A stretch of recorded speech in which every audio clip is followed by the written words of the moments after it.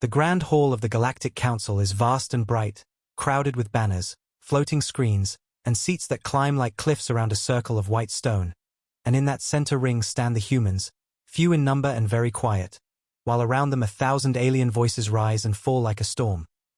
Then the Chancellor's staff strikes the floor and the storm stops, and one by one, in clear slow rhythm, every species raises a hand, a tendril, a claw, a wing, some glowing symbol in the air. And the vote becomes a mountain that cannot be moved. Earth must be chained, its people enslaved, its ships disarmed, its leaders taken away to silent prisons far from the sun. Gasps ripple through the hall because the act is bold and cruel and final, yet the humans do not speak, they do not shout or plead, they do not reach for weapons or for mercy, they only watch with eyes that are calm like deep water and sharp like glass, and their lips hold a small smile that looks almost polite, almost friendly, yet something about it chills the room more than any threat could. The Chancellor declares the motion passed, calls it a necessary decision for peace and order, and many delegates nod and breathe easier.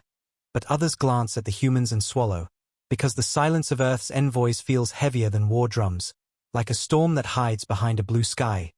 Guards with silver armor step near the circle and speak the ritual words, saying Earth is now subject to council chains and will comply immediately, and still the human envoys stay quiet, hands behind their backs, shoulders relaxed, as if they are listening to a distant sound that no one else can hear.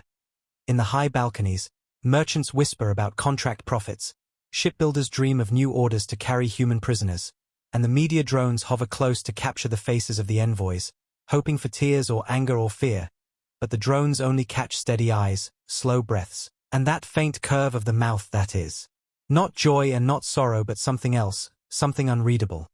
A thin alien minister named Vec tries to speak friendly words to the humans, telling them the council will treat Earth kindly if it accepts the chains, that resistance would only bring pain, that the vote cannot be undone, and one human tilts his head as if considering a market price, then lowers his gaze to the floor and says nothing at all. The silence stretches so long that it becomes a presence, a thing with weight and shape, and even the guards step back a pace without knowing why. In the crowd, a young delegate from a quiet moon thinks about the old stories, the ones told in low voices about humans walking through fire and coming out stronger, about humans who breathe thin air on black mountains and still sing, about ships that never sent distress calls because they never needed help, and she feels a small fear crawl up her spine. But then her mentor squeezes her shoulder and reminds her that legends are for children and votes are for adults, so she tries to be brave and looks away. The Chancellor invites the Chief Warden to read the decree, and the Warden's voice is like iron scraping stone as he lists the terms. All human warships to be surrendered within 3 days, all orbital platforms to be powered down and tagged, all factories that can build weapons to be sealed by Council seals, all military leaders to report to Council custody, all schools to replace human history with Council truth, all currencies to be replaced with Council credits, all borders to be opened for inspection, and finally a quiet clause that says any human who does not cooperate will be transported to re-education colonies, where soft voices and bright lights will correct their thoughts. While he speaks, the screens show Earth as a blue sphere, the continents like hands opening and the oceans like long breath, and the hall watches the soft spinning world as if they already own it. Then the Warden finishes and steps back, and the Chancellor asks the humans to acknowledge the decree, to say the simple words I accept, and the hall becomes so quiet that even the cooling fans under the floor seem loud, and a small drop of water falls from a cracked pipe far above and splashes on the white stone like a tiny bell.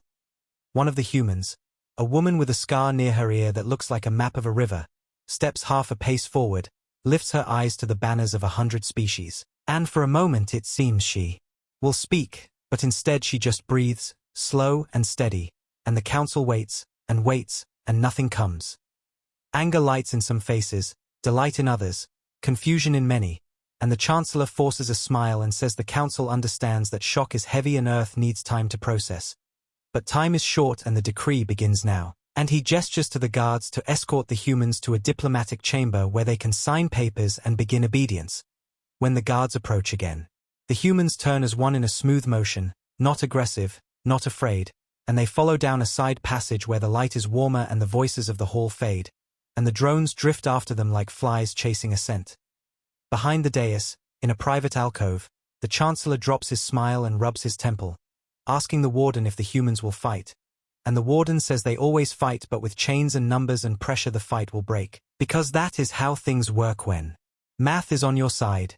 Yet even he glances toward the passage with a tiny line in his brow that looks like doubt. In the corridors, the humans walk past windows that show the council's capital world. A planet of golden towers and green parks and soft silver rivers that shine like veins in a living hand. And they pass statues of peace and justice and unity. And the statues look down with stone eyes that never learned to read human faces. A junior guard, nervous and eager, tries to make small talk, telling the humans he once met a singer from Earth who played a wooden guitar and made the stars feel close. And he says he is sorry about the chains, but laws are laws. And one human looks at him kindly, and that kindness frightens the guard more than anger would have, because it suggests that the human sees him clearly and does not hate him and does not fear him and does not forgive him either. He cannot tell which is true. In the diplomatic chamber, a long table waits with styluses and contracts, and the air smells like old paper and lemon oil, and a mural shows many species joining hands while a sun rises, and a soft-voiced aide explains the forms in slow steps as if teaching children to write, and the humans listen without blinking. When the aide finishes, she asks if there are questions, and the woman with the scar asks just one in a voice as plain as water. Is the vote truly unanimous, every species, every world, without one dissent? And the aide smiles proudly and says, yes, every voice raised, a full chord, a perfect chorus for order, and the woman nods once and says thank you, then looks down at the stylus as if it is interesting, and puts it back on the table untouched. Somewhere high above, bells mark a new hour in the capital, and on screens across the galaxy the news anchors speak of a brave decision and a safe future, and markets rise for a little while, and prison ships plot courses to blue worlds, and celebratory feasts begin in embassies where spices and songs mix. But in many private rooms, mid-level officials lock their doors and lower their voices and ask each other if anyone has ever seen humans truly defeated, truly quiet, truly broken, and none can remember such a sight. Back in the chamber, the warden returns with more guards and a short patience, and he tells the humans they must sign now, and still they do not. So he shifts to threat, saying delay will cost lives, and the woman with the scar asks whose lives, and he says yours, and she tilts her head as if hearing that faraway sound again and says softly, not unkindly, that he has miscalculated. The words are simple and light, but they fall like stones into deep water, and ripples move out into the guards and the aides and even the warden, who feels for one heartbeat like he stands on thin ice. The Chancellor is summoned again, and he arrives with polished calm, and he tries honey instead of iron, promising Earth a seat in a special council after obedience, promising protection, trade, long life. But the humans only listen and let the promises slide across their silence like rain across armor. At last the Chancellor sighs and orders the warden to begin the first stage without signatures. And the warden nods and opens a channel to orbital command. And ships begin to move in patterns like nets, and subclauses in laws wake up like traps, and a chain of cause and effect starts to tighten around an entire world. In that moment, in that very small and simple moment, every eye in the room is on the screens and on each other and not on the humans. And so no one notices the tiniest flicker in the floor lights, the smallest pulse in the wall panels, the nearly silent vibration that hums in the table legs, as if the building itself is holding its breath. The woman with the scar looks at her fellow envoys and they share a glance that passes like a code through still air, and they all turn back to the Chancellor with their quiet smile. And he feels the smile like a draft from a door he did not know was open, a cold place leading to a very long stair, and he clears his throat and says the Council does not wish to harm Earth but will, and the woman says the Council has already voted, and votes of prices, and she thanks him again for telling her it was unanimous, because now the price will be clear. The words carry no threat, yet the hall beyond the chamber seems to darken, and somewhere on the capital world a power station shifts load to a line that has never been used, and under distant oceans far away from this planet old machines stir where no one has looked in 100 years, and above Earth tiny dots that were once called space dust turn their faces to the sun. The Chancellor tells himself that he is imagining things. That silence is only silence, that votes are stronger than myths, but the back of his neck prickles, and he remembers for no good reason a childhood story his grandfather told him, about a quiet hunter who did not shout when wolves came. He only waited, and the wolves learned a new word for fear. The humans do not raise their voices now or later. They do not pound the table or break the stylus or make a scene for the drones. They only nod when guards speak and walk where they are guided. But everywhere they go, the air feels slightly thinner after they pass, as if the room is learning it has lungs. Outside, night begins on the capital world, and light climbs the towers, and the stars come out, and the news calls the day historic, and the council sleeps well at first, then turns on their pillows, and dreams of oceans that stare back. In the morning, ships will arrive at Earth with chains bright as polished steel, and contracts will be ready with clean lines and small text, and ceremonies will wait with flowers and speeches, but the first stage of the story has already written itself in silence. The galaxy chose to chain Earth, and Earth answered with a look that said more than words, a look that felt like the pause between lightning and thunder, a look that made the brave feel cold and the powerful feel small, and in that quiet the future began to bend. The grand hall had emptied after the vote, but the echo of it lingered in every corridor of the council's capital. Every species had raised its hand, every delegate had spoken with one voice: Earth must be chained. The official news streams called it historic, a triumph of unity. But behind those glowing headlines lay unease that spread like cracks through glass. In private chambers, voices grew sharp. Some leaders congratulated themselves, dreaming of riches and power from controlling a death world. Others whispered fears that could not be erased by votes. In orbit, the first chains began to tighten. Great alien warships moved into positions around Earth, their hulls shining like knives in the dark. Drones swarmed to cut communications, to map defenses, to strangle the blue planet with invisible nets. On distant colonies, miners and merchants cheered the news. At last, they said, the humans will be broken. Yet none could shake the image of those silent envoys, walking away with calm faces, their silence heavier than thunder. On Earth itself, the sky was filled with shadows. Alien cruisers floated above cities like black suns, and proclamations blared in 100 languages. Surrender your weapons. Surrender your leaders. Obey the council. In crowded streets, humans listened, but no riots broke out. Factories did not shut down. Farmers did not abandon their fields. The people looked up, said nothing, and went on with their lives as if nothing had changed. That quiet frightened the occupiers more than open defiance would have. Alien commanders grew restless. They demanded Earth's surrender documents. They demanded control of spaceports and shipyards. But every time they asked, the human officials nodded politely, stalled with endless paperwork, and gave no signatures. Reports came back to the council: Earth complies, but it does not yield. Fleets grew larger. Orders became harsher. Threats were shouted across channels. And still, the silence continued. Whispers began to spread among the occupiers. Patrols in the mountains vanished without signal. Satellites that scanned the oceans showed shadows too large to be whales, too precise to be natural. Supply ships reported strange interference near Earth's poles, as if something deep beneath the ice was alive and listening. When frightened soldiers spoke of these things, their officers hushed them. It is only nerves, they said. But even officers woke in the night with cold sweat, remembering those human smiles in the council hall. Back on the capital world, council ministers gathered for secret discussions. It was unanimous, one reminded them. The chains are law. But another shook her head. Law cannot silence what waits inside those people. We may have lit a fire we cannot see yet. The Chancellor grew impatient.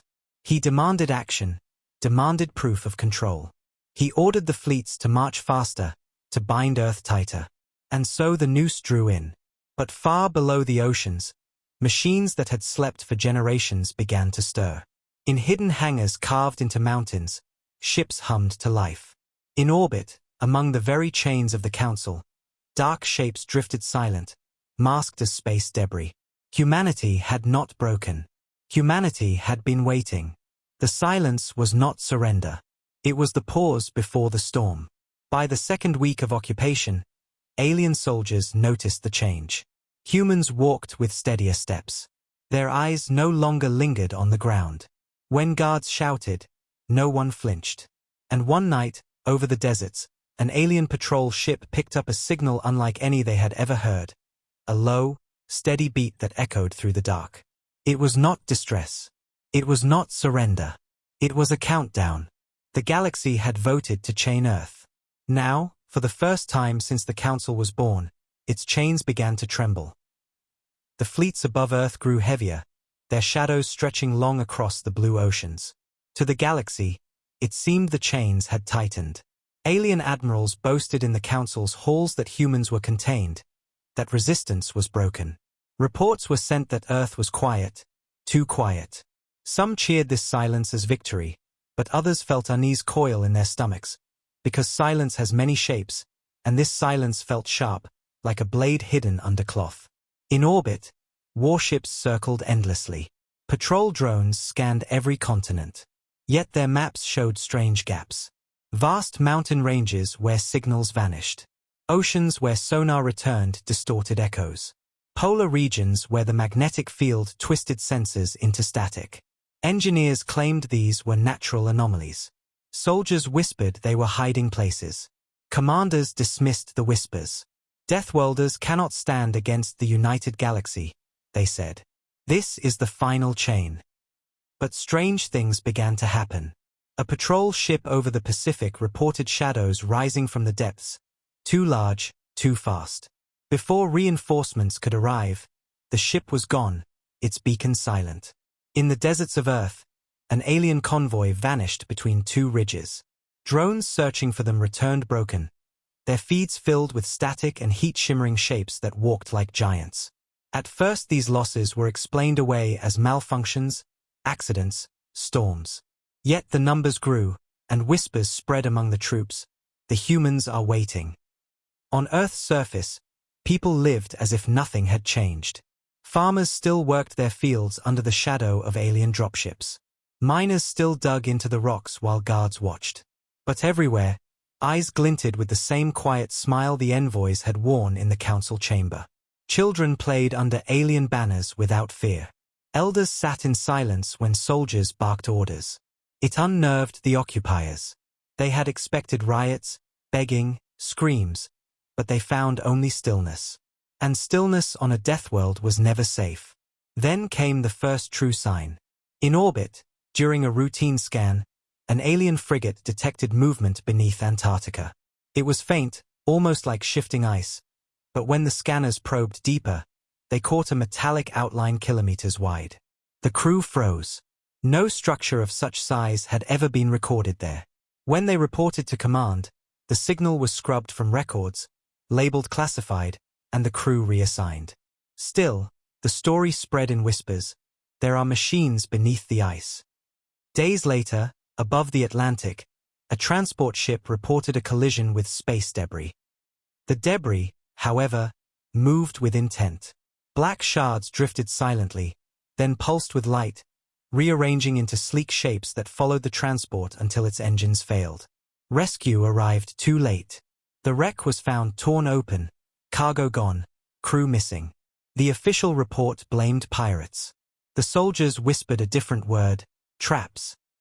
Alien admirals demanded answers.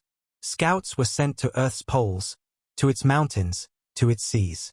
Most returned with nothing. Some never returned at all. Fear began to spread across the fleets.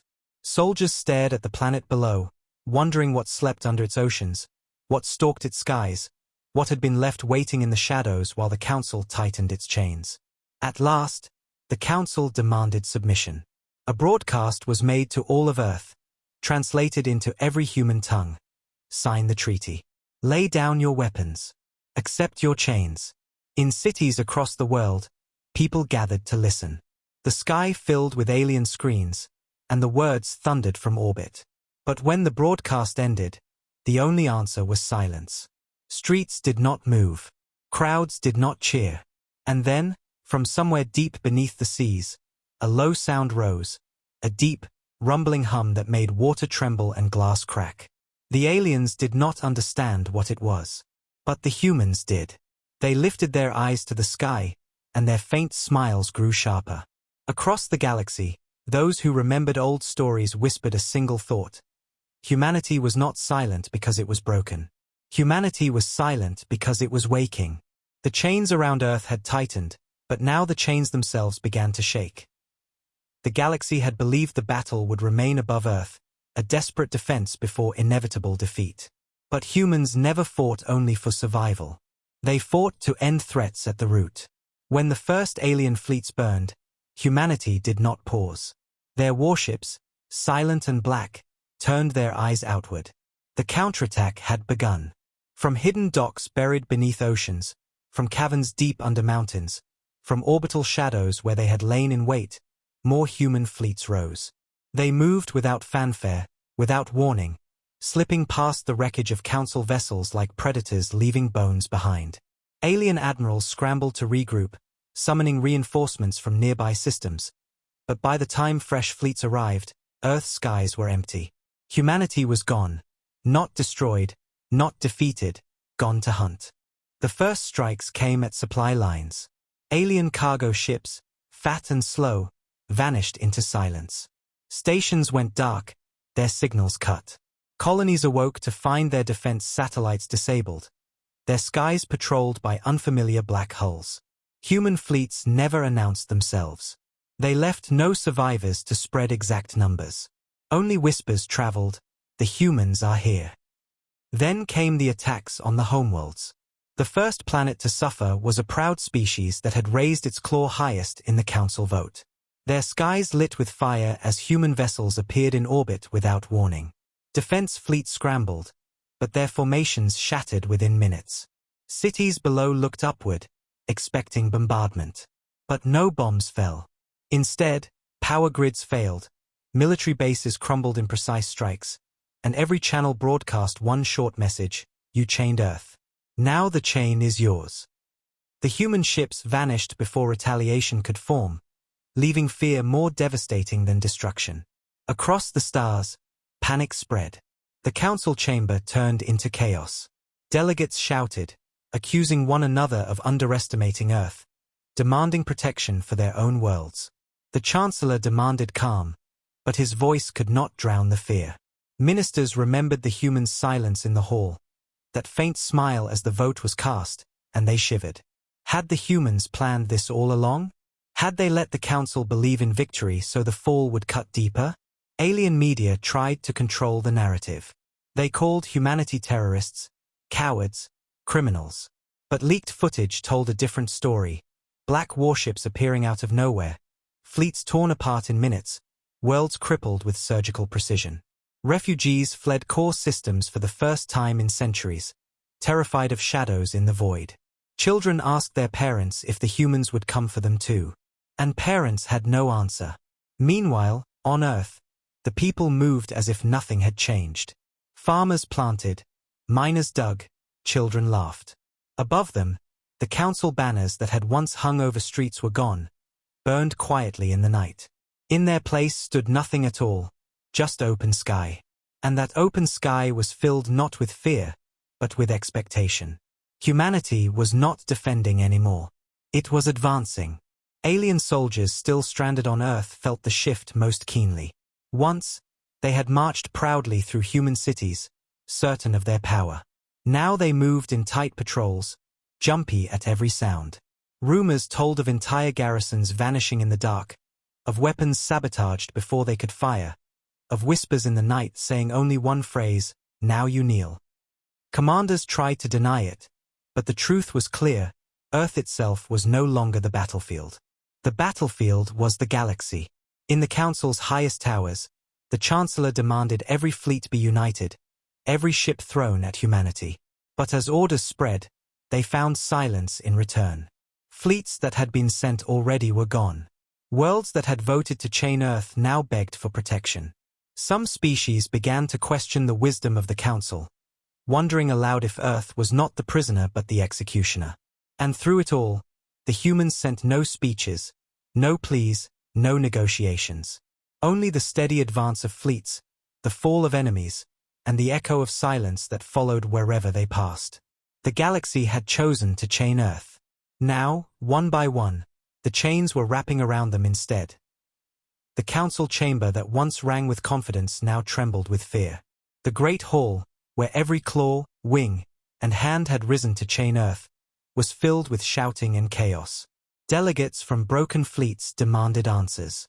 Governors from burning colonies begged for aid. Merchants cried about vanishing trade routes.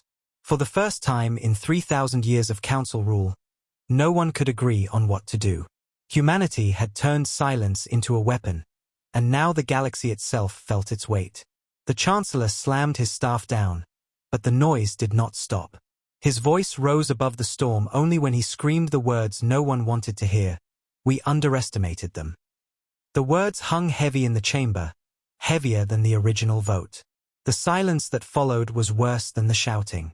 Some tried to deny it, calling the humans lucky, calling their victories tricks. But reports told a darker truth. Fleets erased. Supply lines strangled. Homeworlds struck in their own skies. Humanity was no longer defending. It was dismantling. At last, desperation took hold. The Council voted again, not to enslave this time, but to destroy. Every remaining fleet across the galaxy was ordered to converge on Earth. It was the largest mobilization in history. Thousands upon thousands of warships, enough to blot out stars. The Council called it the final chain, the strike that would shatter humanity once and for all. Admirals gave speeches, promising to erase the death world from memory. Propaganda streamed across the stars, calling it justice. But beneath the bravado, fear gnawed. As the Great Armada assembled, small cracks appeared. Soldiers whispered of comrades lost without a trace. Captains dreamed of black ships gliding silently through their formations. Some fleets arrived late. Others refused orders, their homeworlds too frightened to send more lives into the storm. But still, the mass grew. From a distance, it looked unstoppable. A tidal wave of steel and fire rolling toward one blue planet. On Earth, the people saw shadows gathering in the night sky. Screens filled with images of the coming fleet, vast beyond imagination. Alien soldiers still stranded on the ground smiled grimly, believing salvation was near. But the humans did not panic. They did not riot. They did not hide. Farmers still tended fields. Children still played. In the cities, when alien patrols tried to mock them, the people only smiled that same faint smile, the one that chilled the council itself. Beneath the oceans, deep machines stirred, shaking the seabed. In mountain caverns, engines roared to life, echoing through stone like the growl of titans. In orbit, where wreckage still floated, shadows moved. Black hulls slid into formation, silent as ever, their weapons sleeping but ready. Humanity was waiting. When the first wave of the alien armada entered the system, they expected chaos, fear, desperation. What they found was silence. No distress signals. No pleas. Just a planet turning slowly under a quiet sky. For a moment, the admirals wondered if humanity had already fled, if the warships they had seen were illusions. Then their sensors caught it, dozens, then hundreds of signatures rising from Earth's surface, emerging from oceans, mountains, clouds. Dark ships, more than anyone had guessed, more than anyone had believed possible. The admirals tried to rally their fleets. They shouted commands, plotted attacks, tightened chains. But deep down, every soldier remembered the first vote, the moment when humans had stood silent in the council hall. They remembered the weight of that silence. And now, with human warships rising like shadows given form, they understood what it had meant. The final chain had arrived, and it was about to break. The alien armada stretched across the void like a living wall, thousands of warships moving in grim silence. Their hulls burned with the light of countless stars, their weapons charged, their admirals confident that sheer numbers would crush the Deathworlders at last. From the council chamber, the spectacle was broadcast across the galaxy, propaganda streams calling it the day humanity would finally kneel. But inside the fleets, fear stirred. The silence from Earth was unnatural. No cries, no pleas, no desperate signals of surrender. Only stillness. And stillness from humans was never safety. At first contact, the aliens moved with precision. Swarms of drones poured ahead like arrows, scanning for ambush. Cruiser lines advanced, shields glowing, weapons ready to carve Earth's defenses apart. For a moment, the sky seemed theirs. Then the shadows moved. Human warships rose from the dark like predators breaking cover, hundreds, then thousands, their black hulls swallowing the starlight. They made no sound, sent no warnings. They simply appeared. To alien eyes, they looked less like ships and more like shapes torn from nightmares, vast and silent, every edge sharp, every movement exact. And then, without ceremony, they attacked. The first volleys struck with precision. Alien dreadnoughts shattered before they could fire. Drone swarms dissolved into clouds of fire. Command ships blinked out, their bridges consumed by beams that pierced through every layer of defense. Alien fleets tried to respond, but their formations collapsed within minutes. They had expected resistance. They had not expected annihilation. On Earth's surface, people gathered in fields and cities to watch the skies burn. They did not cheer. They did not weep. They only watched, silent as their warships fought above. Alien soldiers still stranded on the planet saw the truth at last. Earth had never been chained. Earth had been waiting. In orbit, chaos reigned. Admirals screamed orders across broken channels. Fleets fired blindly into the void, trying to hit shadows that never stayed still. Human ships moved like hunters, striking, vanishing, striking again. Every shot was precise, every kill deliberate. It was not battle. It was punishment. Then came the sound, the signal that shook the stars. Across every channel, every frequency, every fleet, the humans spoke at last. For words only, now you will kneel. The voice was calm, cold, and final. To alien ears it was not a threat. It was a sentence. Panic spread. Some fleets tried to flee, breaking ranks in desperation. Others fought harder, burning through reserves, but it was useless. Human ships had studied them, waited for them, prepared for this very moment. Every weakness was exploited, every strength turned against them. Dreadnoughts fell like stones. Cruisers tore apart. The wall of ships that had seemed unstoppable became wreckage drifting across the void. The council chamber fell into horror. Delegates stared at the feeds in disbelief. Some screamed for retreat, others for mercy. But no retreat could save them, and no mercy had been offered. The very vote that had chained Earth was now dragging them into the abyss. And through it all, humanity remained silent. Only their weapons spoke, and their weapons told the galaxy a truth it had ignored for too long. Earth could not be bound. The final clash had begun, and the galaxy was learning what it truly meant to chain a death world. The aftermath of the battle hung heavy in the void, the silence broken only by drifting wreckage and the faint crackle of dying signals. The Grand Armada, the so-called final chain, was gone. Where thousands of warships had once stood proud, only broken hulls and fire now floated. Council admirals who had sworn Earth's destruction were silent forever, their voices cut short by human precision. The stars themselves seemed dimmer, as if ashamed to bear witness. On Earth's surface, people looked up at the night sky. Trails of burning wreckage streaked across the heavens like falling stars.